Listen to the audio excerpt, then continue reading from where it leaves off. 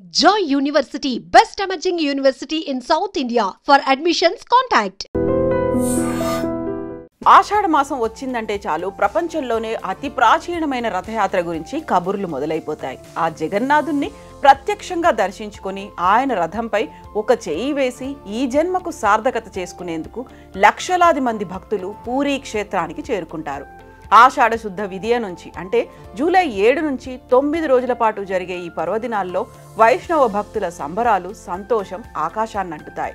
జీవితంలో ఒక్కసారైనా దర్శించుకోవాలని చెప్పే అద్భుత ఆలయాల్లో పూరీ జగన్నాథ ఆలయం ఒకటి.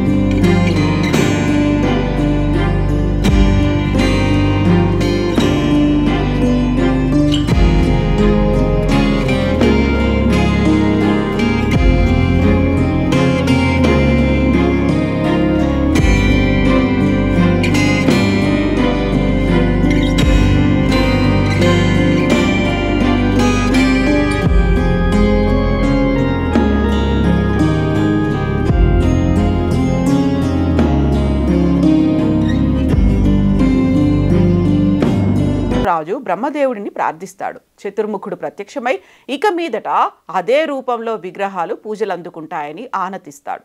తానే స్వయంగా వాటికి ప్రాణప్రతిష్ఠ చేస్తాడు. పూరీ ఆలయంలోని విగ్రహాలకు అభయహస్తం వరదహస్తం కనిపించనిది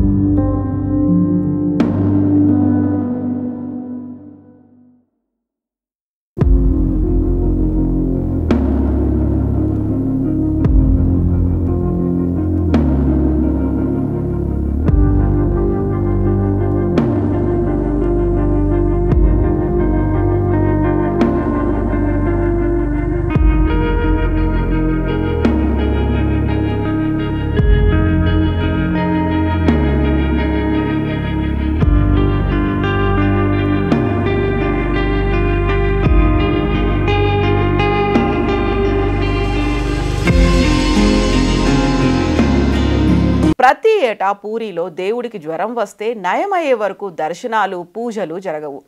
జ్యేష్ఠ పౌర్ణమి నాడు జగన్నాథుడి పుట్టినరోజు అని భక్తుల నమ్మకం. జగన్నాథుడి పుట్టినరోజును పూరిలో స్నానయాత్ర లేదా స్నాన పౌర్ణమి అని కూడా అంటారు. ఆలయ ప్రాంగణంలో సోనా కువాగా పిలిచే బంగారు బావి ఉంటుంది. శీతలాదేవి ఆ బావిని కాపాడుతుంది. ఆ బావిని ఏడాదికి ఒక్కసారి తెరుస్తారు. ఆ రోజు గర్భాలయం నుంచి మూలమూర్తులను తెచ్చి స్నానవేది అనే చోట భక్తులందరికీ కనిపించేలా విగ్రహాలను ఉంచి ఈ బావి నీటితో 108 బిందెలతో అభిషేకం చేస్తారు. అభిషేకం తర్వాత ఏనుగు తొండం తరహాలో గజవేషంలో దేవుణ్ణి అలంకరిస్తారు. అయితే ఇలా 108 కుండల నీళ్లలో తడిసిపోవడంతో భగవంతుడికి జ్వరం వచ్చిందని దేవాలయ పూజారులు ప్రకటిస్తారు. అన్ని నీళ్లలో తడిస్తే మనకు కూడా జలుబు చేస్తుంది కదా. అలాగే స్వామివారికి కూడా అనారోగ్యం కలిగినట్టుగా చెప్తారు. అలంకరణ తీసేసి అచ్చం జ్వరబాధితులాగే ఉంచుతారు. గర్భాలయంలో మూల విగ్రహాలను పెట్టే వేదిక ఎడమ పక్కన ఒక ఖాళీ స్థలంలో మూర్తులను పడుకోబెడతారు. స్వామివారికి కలిగిన అనారోగ్య కాలం 15 రోజులను అనాసారగా పిలుస్తారు.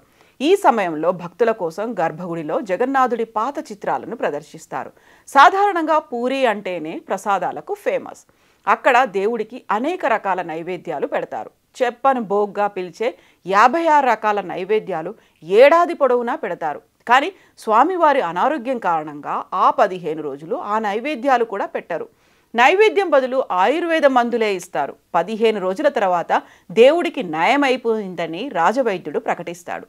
అభిషేకం వల్ల విగ్రహాలకు రంగు వెలుస్తుంది కాబట్టి కొత్త రంగులు వేస్తారు. జ్వరం తర్వాత రథయాత్రకు ఒకరోజు ముందు దేవుడు దర్శనమిస్తాడు. దాన్ని నవయవ్వన దర్శనం అంటారు. అప్పుడు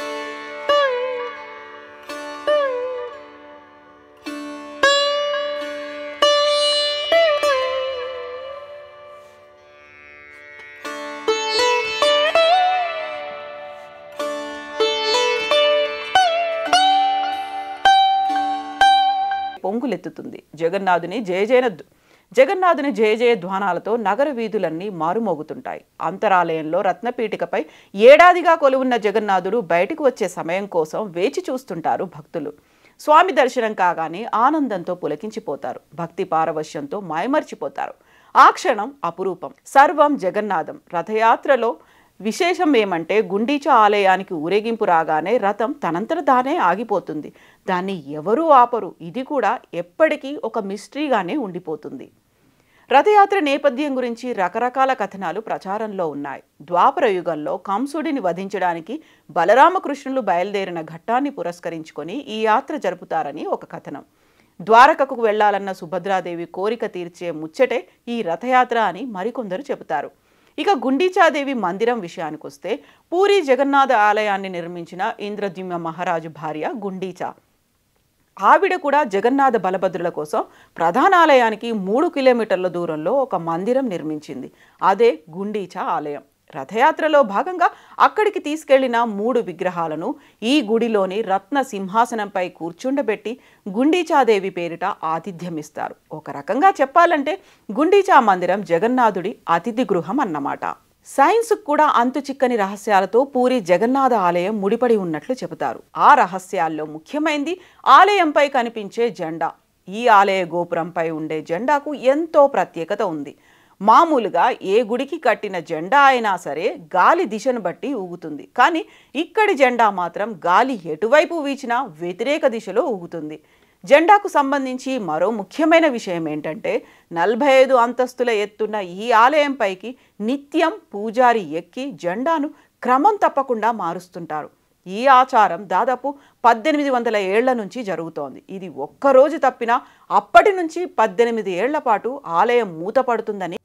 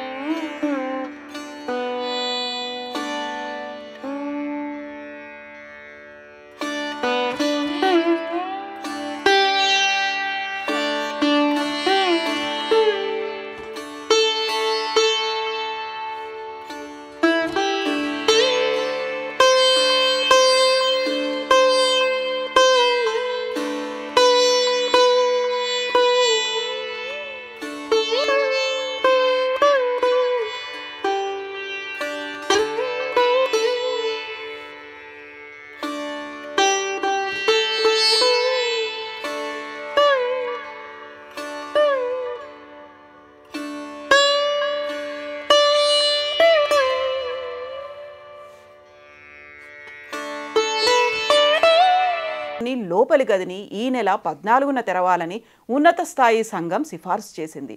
రత్న భండార్ను తెరిచే విషయమై ఏర్పాటు చేసిన జస్టిస్ విశ్వనాథ్ రథ్ ఆధ్వర్యంలోని ఉన్నత స్థాయి సంఘం తాజాగా సమావేశమై ఆ గదిని తెరవాలని ఆలయ నిర్వహణ కమిటీకి ఏకగ్రీవంగా సిఫార్సు చేసింది. 46 ఏళ్ల క్రితం చివరిసారిగా 1978లో రత్న భండార్ను తెరిచి నగల విలువను లెక్కించారు. ఒడిశాలో ఇటీవల జరిగిన అసెంబ్లీ ఎన్నికల్లో రత్న భండార్ను తెరవడం ప్రచారాస్త్రంగా మారింది. తాము అధికారంలోకి రాగానే రత్న భండార్ను తెరిపిస్తామని బీజేపీ హామీ ఇచ్చింది. ఎన్నికల ఫలితాల తర్వాత బీజేపీ ప్రభుత్వం ఏర్పడడంతో హామీ అమలు కోసం ప్రభుత్వం ఉన్నత స్థాయి కమిటీని ఏర్పాటు చేసింది. ఈ కమిటీకి ఆలయ ముఖ్య కార్యనిర్వహణ అధికారి కన్వీనర్గా ఉన్నారు. అయితే రథయాత్ర జరుగుతున్నందున కమిటీ అడిగిన తాళం చెవి ఇవ్వడం కుదరదన్నారు. అయితే ఈ నెల 14న రెండో తాళం చెవి ఇవ్వకపోతే తాళం బద్దలు కొట్టైనా రత్న భండార్ను తెరవాలని నిర్ణయించారు. రత్న భండార్ను తెరిచి నగలు లెక్కించి అవసరమైన వాటికి మరమ్మతులు చేయిస్తారు. పురుషోత్తమ క్షేత్రంగా ప్రసిద్ధిగాంచిన పూరీ క్షేత్రానికి శ్రీక్షేత్రం, శంఖక్షేత్రం, నీలాచలం, నీలాద్రి అనే పేర్లు కూడా ఉన్నాయి. పూరి అంటే పూరించేదని అర్థం. భక్తుల కోరికలు తీర్చే దివ్యక్షేత్రం కావడంతో పూరి అనే పేరును జగన్నాథుడి కరుణా కటాక్షానికి పర్యాయ పదమైందని భక్తుల విశ్వాసం.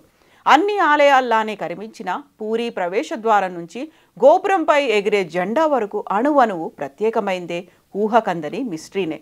ఇలా ఎన్నో ప్రత్యేకతలు, ఎప్పటికీ అంతుచిక్కని రహస్యాలను తనలో దాచుకున్న పూరి జగన్నాథుడి ఆలయం ప్రపంచంలోనే ప్రత్యేకమైంది.